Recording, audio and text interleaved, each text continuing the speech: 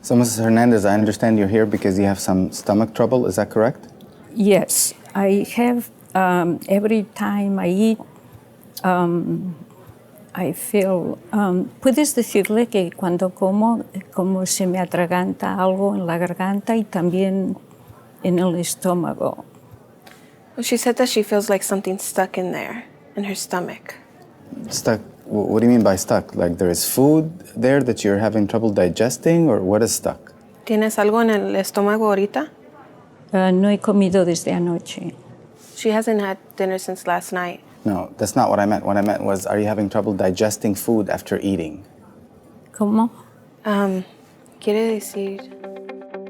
Working in healthcare, we know how critical it is to have accurate information. We are fortunate at UCLA Health to have excellent resources in interpreter services to serve our patients, families, and support the healthcare team. By utilizing these resources, we can prevent the situation highlighted in the video. Patients have a right to interpretive services, and by following our policies, we can assure patient safety in the healthcare setting. By the end of this video, you will understand the importance of using a qualified professional interpreter and how to access language assistance at UCLA Health. Here in California, we serve one of the most diverse patient populations in the entire world. Approximately 6% of our patients identify themselves as LAP or limited English proficient. Legally, we are mandated to provide language assistance for each of these patients at no cost. LAP patients have a federal right to an interpreter, guaranteed by Title VI of the Civil Rights Act of 1964. Denying interpretation to such patients is considered discrimination in the eyes of the law. In addition, California law prohibits the use of children as interpreters in communicating medical diagnosis or treatment in hospitals, clinics, and doctors' offices that receive state funding. The Joint Commission and the Americans with Disabilities Act also mandate that we accommodate patients who have vision, speech, hearing, or cognitive impairments. So in addition to foreign language interpreters, we must provide sign language and other services to meet the individual communication needs of each patient at each and every encounter. As with foreign languages, using family members to interpret for the deaf or hard of hearing patient is not encouraged, but the patient may elect a family member to interpret. The provider in this instance can also elect to have a professional interpreter present for quality assurance. $71 million. That's what the payout was for one of the most noted cases of interpreter error. A young Hispanic man in Florida became a quadriplegic because of one misinterpreted Spanish word, intoxicado. Paramedics thought the man was drunk. In reality, the word means something else, and his medical team failed to diagnose a brain aneurysm that led to his paralysis. If a qualified medical interpreter was made available, the outcome could have been a lot different. Medical interpreters are specifically trained in medical terms and follow uniform codes and protocols standard in health systems across the nation. They will respect patient confidentiality. They are trained to repeat everything the healthcare provider says and everything the patient says. They do not summarize, paraphrase, add to, omit, or change the meaning of words. Nor do they say what they think the patient or the caregiver means. As in the following example. Ms. Rodriguez, I understand that your religious beliefs don't allow you to accept a blood transfusion, but this is a very big operation. There's a significant chance of blood loss during the surgery. If you don't consent to a blood transfusion, I'm afraid it could result in your death. Dice que la cirugía es muy grande y si no aceptas la transfusión de sangre te podrás morir. Yo no voy a aceptar transfusión de sangre. Eso va en contra de mis creencias. She still refuses the transfusion. Well, maybe we could try blood products. Can you explain to her that if she has significant blood loss during the operation, we could give her platelets or albumin? Dice que te pueden dar parte de la sangre. Eso te podrá ayudar a parar de sangrar. Nada de eso. Eso va en contra de mis creencias. Ya lo dije. Entonces le digo eso, que te deja morir. Sí, dígale eso. Por si todo va a estar bien, sí. She said she would like that. She says that everything will be okay. So she'll sign the consent for the transfusion of blood products? Yes. Okay. Firma. Using family, friends, minors, untrained volunteers, strangers, or other patients may result in breach of confidentiality, may result in patients being reluctant to fully disclose critical information, increases hospital liability, may result in additions, omissions, and changes in meaning, may result in misinterpretation due to lack of medical vocabulary, and it may result in traumatizing children who are forced to convey difficult news to family members. Here's how the scenario you just saw would have turned out had a professional interpreter been used. Ms. Rodriguez, I understand that your religious beliefs prevent you from receiving a blood transfusion. Señora Rodríguez, yo entiendo que sus creencias religiosas no permiten que usted reciba una transfusión de sangre. But I want you to understand that this is a very big surgery. Pero la cirugía que le van a hacer hoy es una cirugía muy grande.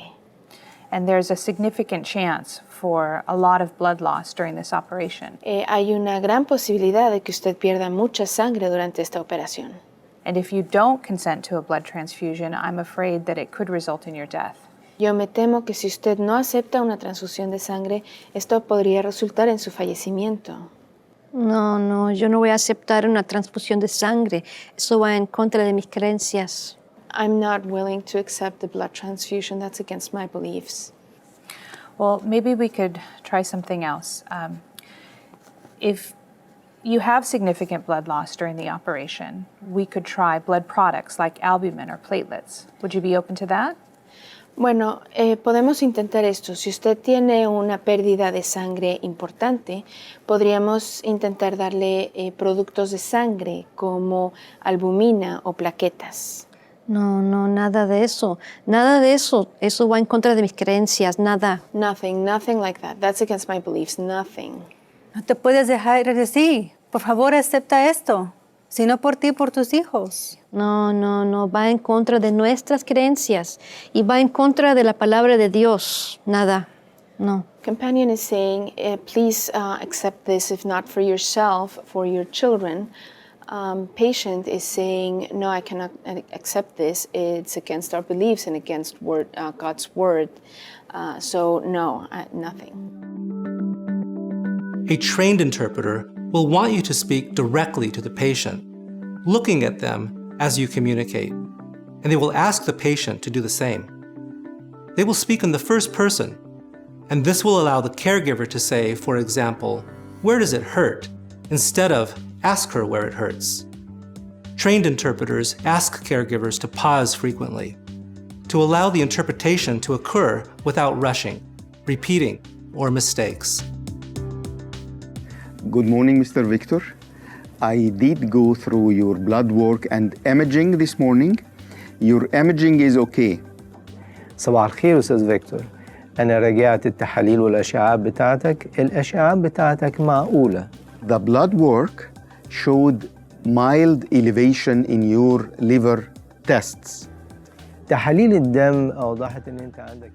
If an interpreter has a question, they will make it clear to all parties. It can also cause esophageal varices and liver cancer. وممكن أيضا تسبب دوالي في المريء وسرطان في الكبد. Excuse me, doctor, the interpreter would like to ask you to say that in layman terms so I can convey to the patient in a way that he can understand it. أنا بقول للدكتور إن يقول الكلام اللي قاله بلغة عامية علشان أقدر أنقلها لك بصورة حضرتك تقدر تفهمها. Esophageal varices is when there is. And if they don't understand what the patient is saying, they will also inform the caregiver. And that could be due to the underlying hepatitis C. وده ممكن يكون بسبب فيروس سي اللي مسبب التهاب الكبد. إزاي قال لي ده؟ How did I get that? The interpreter would like to ask the patient, what does he mean by that? بتقصد إيه بده؟ التهاب كبدي؟ Hepatitis C? Okay, hepatitis C is. In some instances, the interpreter may ask the caregiver to elaborate if they feel the patient has not been given enough information. Now, based on your physical exam, blood work, and imaging, you can safely wait till the new medication that's gonna be out next year. بناء على الكشف عليك والتحاليل والأشعاعات أنا ممكن أقول إن حضرتك ممكن تنتظر It's okay في أمان لغاية السنة الجاية ما تظهر الأدوية الجديدة. استنى السنة الجاية؟ Do I wait until next year? Yes. أيوة. Excuse me, doctor. The interpreter noticed that the patient is a bit anxious about the wait until next year. So if you don't mind to reassure him about the fact that it's okay to wait until next year. Okay. أنا لاحظت إن حضرتك قلقان على موضوع الانتظار لغاية السنة الجاية فطلبت من الدكتور إن هو يشرح لك أكتر علشان يطمنك. Okay, hepatitis C does not progress that fast. Remember, interpreting and translating are not the same. Interpreting pertains to spoken language, while translating applies to written documents. Here is what must be done at each encounter with a patient who may need interpreter services, including when they call to make an appointment. Ask, in what language do you prefer to discuss your healthcare? Please use the language identification cards to help you, which are available at every nurse's station and front desk. Also, use any translated materials in the patient's preferred language, which are found on the forms portal. Once you know what language the patient is most comfortable with, request an interpreter. Hello, this is Regina. I have a patient, Mrs. Gomez, on the line who would like a Spanish interpreter to be present at her next appointment.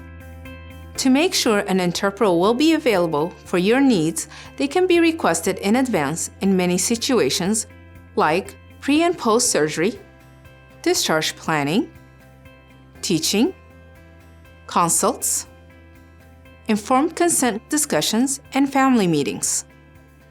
Whether you work at the front desk, at a call center, or whether you're a physician, nurse, or pharmacist, the potential need for an interpreter is something you should always be thinking about, and preferably in advance of the patient's arrival.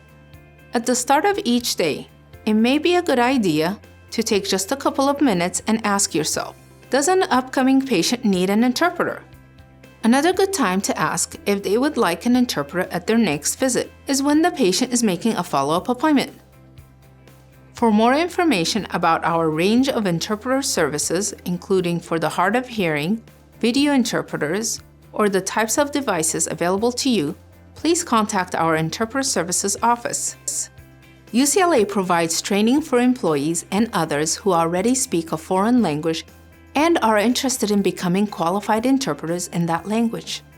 Many employees have already taken part in that training program and now are able to offer an extremely valuable service to their departments and patients.